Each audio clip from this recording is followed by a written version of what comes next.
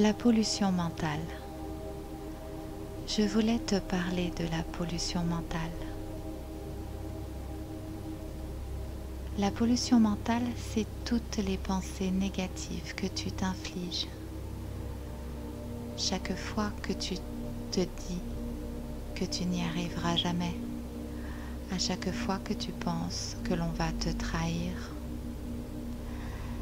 La pollution mentale peut aussi venir des autres, de ton entourage ou même de ta famille. Toutes ces phrases que l'on t'a dit qui te dévalorisent ou te contrarient, c'est de la pollution mentale. Tu les écoutes, tu les intègres et tu y crois. L'être humain est déjà tout seul bien capable de s'auto-saboter sans les autres. L'auto-sabotage, c'est de la pollution mentale. Peu importe le choix que tu as à faire, ton cerveau va se poser des questions qui vont partir dans tous les sens et cela devient insupportable pour toi. La pollution mentale qui vient de l'entourage peut provenir des informations ou du journal télé que tu as entendu ou quelque chose à la radio qui te fait de la peine. C'est un entourage négatif qui ne te permet pas de te projeter dans l'avenir. Cela te pousse dans tes retranchements pour ne plus que tu avances. Plus tu seras pessimiste, moins tu vas développer ton potentiel à réfléchir, car tes pensées feront toujours le même circuit. Cette pollution ferme ton circuit pour canaliser ton envie, tes envies de grandeur. Ces pensées te parquent et tu ne peux plus bouger. Sache que tu dois être ton allié et pas ton ennemi, tout comme ton entourage. Ton entourage doit te soutenir et t'aider, et pas te laisser livrer à toi-même lorsque tu as besoin de conseils. La pollution mentale provient aussi de ton manque de confiance en toi. Un partenaire qui ne te rassure pas influence tes pensées à te poser des questions et c'est bien normal.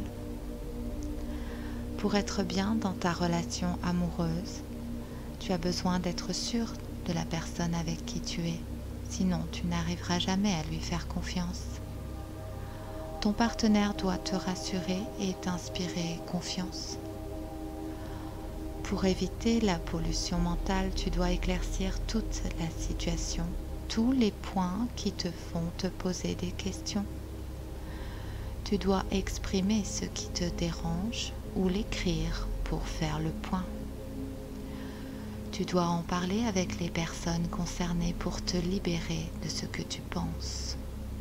Tu retrouveras ton assurance et la confiance en toi. Tu es capable de te rassurer en dédramatisant la situation. Tu sais, la situation qui te trouble est généralement passagère. Tout évolue. Tout évolue.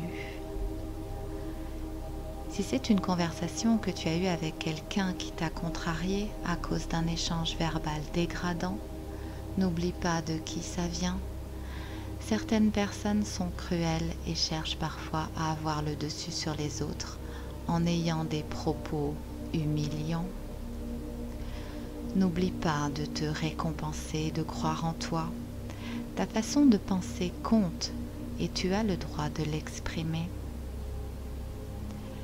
Il y a aussi de la pollution mentale lorsque l'on revit une situation qui nous avait déjà troublés des années auparavant. Du coup, les mêmes doutes reviennent et monopolisent tes pensées. Dis-toi bien que si tu revis cette situation aujourd'hui, c'est pour te permettre de mieux la gérer, pour ne pas faire les mêmes erreurs d'hier. Tu as appris de cette situation déjà vécue et grâce à ça, tu vas trouver les moyens d'agir différemment.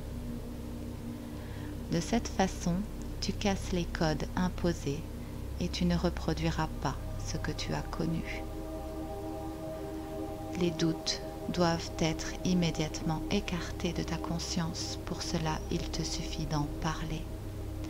Dire tes doutes, tes craintes, estompe la peur et soulage. Pour éviter la pollution mentale, tu dois te revaloriser. Tu es capable. Tu as déjà surmonté tant de choses. Développe la pensée positive envers toi-même.